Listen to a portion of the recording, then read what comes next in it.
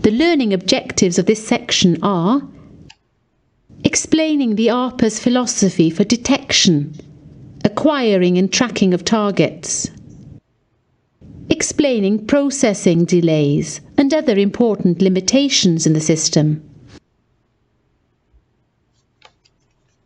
Most ARPA systems can operate in several acquisition modes.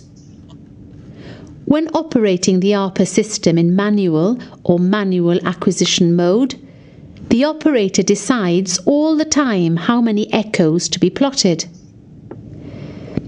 Since the capacity of the tracking system is limited, the operator should make it a working habit to cancel plotting of targets which are no longer of any interest. When operating the ARPA in automatic acquisition mode, the operator must be aware of the following tracking system limitations. Normally, the sensitivity of the ARPA tracking system is reduced when operating in automatic acquisition mode.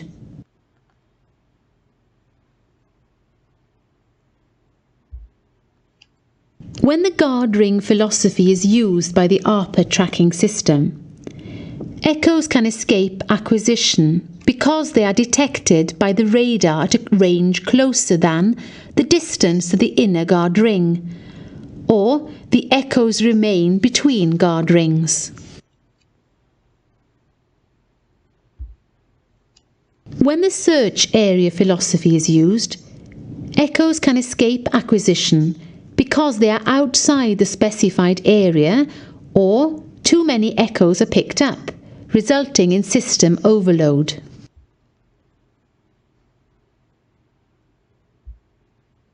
In order to acquire a target manually, the position of the target on the display must be pointed out by the operator.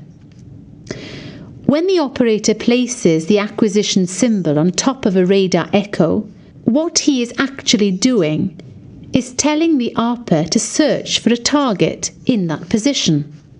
Since each target is hit by several radar sweeps, the area pointed out must have a certain size in range and bearing. This area is called a tracking gate or tracking window. Each radar sweep inside the tracking gate must be digitized before acquisition is successfully completed. The number of sweeps being digitized in each tracking gate depends on the tracking philosophy used by the actual ARPA manufacturer. Several sweeps will always be required. Look up this information in the ARPA manual. In order to start digitizing the analog radar echo, the echo must have a certain size or amplitude. Another important requirement is that the echo is not lost by too many scans during a specified time, as this will result in rejection of defining the echo as a possible target, and no further processing will be executed. This drawing illustrates the principle of digitizing a radar sweep. The distance from the radar antenna to the maximum range of the ARPA tracking system is divided into many small range cells. Each cell representing, for example, only 6 meters in distance. When the tracking gate is activated, a threshold is actually established inside the gate, and only radar echoes with amplitude above the threshold is defined as a possible target and digitized. In order to define the echo as a target of interest, a minimum number of sweeps inside the gate must be defined above the threshold. A good working and properly tuned ARPA tracking system should be capable of acquiring all echoes which can be seen by the human eye. After sufficient number of sweeps have been digitized,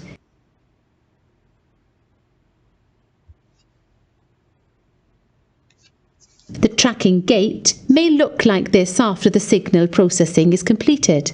Tracking gate cells marked with 0 indicate cells with radar signals of amplitude below a specified threshold, while cells marked with 1 indicate received radar signals above the threshold. Each of the radar echoes we want to plot must be processed like this. The different ARPA manufacturers use different positions on the digitised echo as reference for further processing. Possible target reference points are the front edge,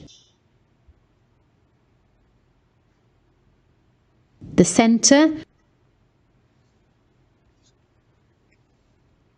or the back of the digitalised radar echo. Each reference point has its advantages or disadvantages. In our example, we use the centre of the target as reference. Theoretically, an ARPA is capable of displaying target information after a few seconds. However, due to the many limitations in the radar itself, the average result from a relatively large number of radar scans must be calculated and used before the result can be displayed to the operator. It is most important that the operator is aware of this limitation and takes it into account at all times. The actual processing time for ARPA to ARPA can vary considerably, depending on many parameters ranging from type of radar to equipment price. Information about these limitations in your ARPA system should be available in the ARPA manual. If not, contact the manufacturer and ask for it. In this example, the system is using 6 radar scan to calculate target information.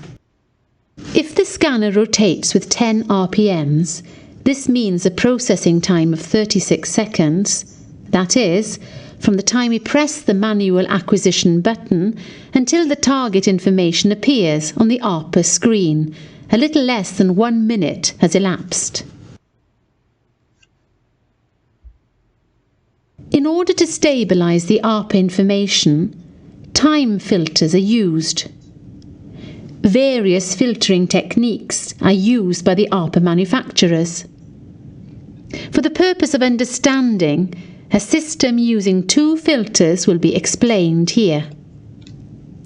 The active filter during the initial phase, and when a target is on steady course and speed, may be named slow filter or steady course filter.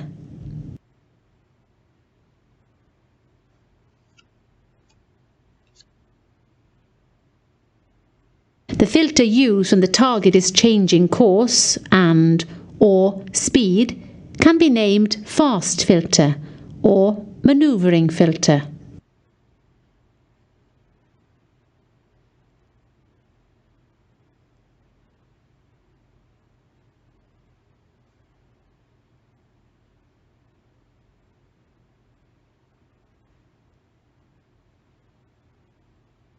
The actual time setting used by the ARPA manufacturer may vary, however. IMO specify maximum values to be used.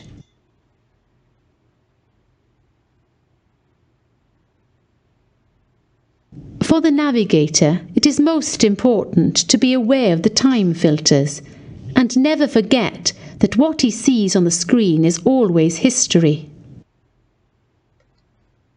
Due to limitations in radar accuracy, relatively long time and wide limits must be accepted by the ARPA tracking system. The actual limits depends on many factors, such as radar antenna horizontal beam width, antenna RPM, selected pulse length, ARPA tracking system capacity, tracking philosophy, etc.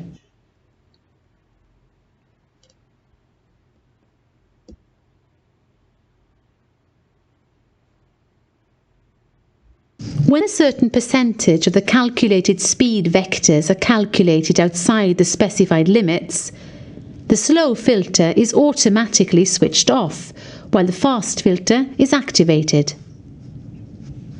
This will mean a faster updating of displayed target information. When the preset filter limits are exceeded, automatic change of time filter takes place inside the ARPA tracking system.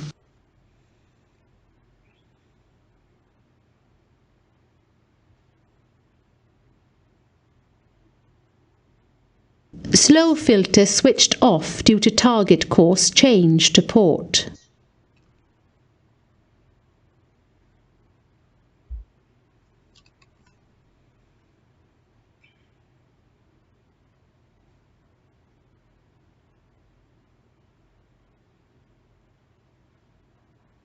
Slow filter switched off due to target reducing speed. As soon as the ARPA tracking system has defined a target as a manoeuvring target, the fast filter is connected. This means that the updating of the target information presented to the operator represents the average target data calculated from the last 3 to 5 scan, depending on ARPA manufacturer's software configuration. In other words, it takes some time before the ARPA detects a manoeuvre. Once the manoeuvre is detected, the ARPA will update the information more often, but the information will always be behind the real situation. The information on the ARPA is always delayed in relation to real life, and this fact must be taken into account at all times. Only a few samples are used for calculation of target data during target manoeuvring. Still, what you see on the ARPA is history. All ARPA systems should present the target information in form of speed vectors, relative or true according to operator's choice. In addition, target information may be given as PADs. Familiarization with the target presentation on your ARPA is very important. Use the ARPA in good visibility to understand better the system's limitations.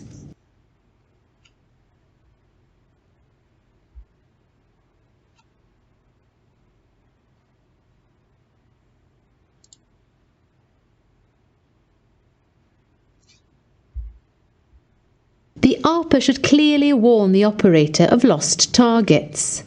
There are many possible reasons for losing targets in an ARPA system. Here are a few examples. Target moved outside radar range. Target lost in clutter. Target entering blind sector. The target is a submarine, etc.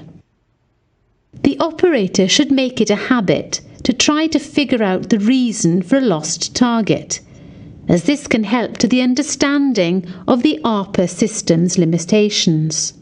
In the ARPA manual, the technical condition for triggering a lost target should be given. Often, this is related to a fixed number of no hits during a specified number of scans.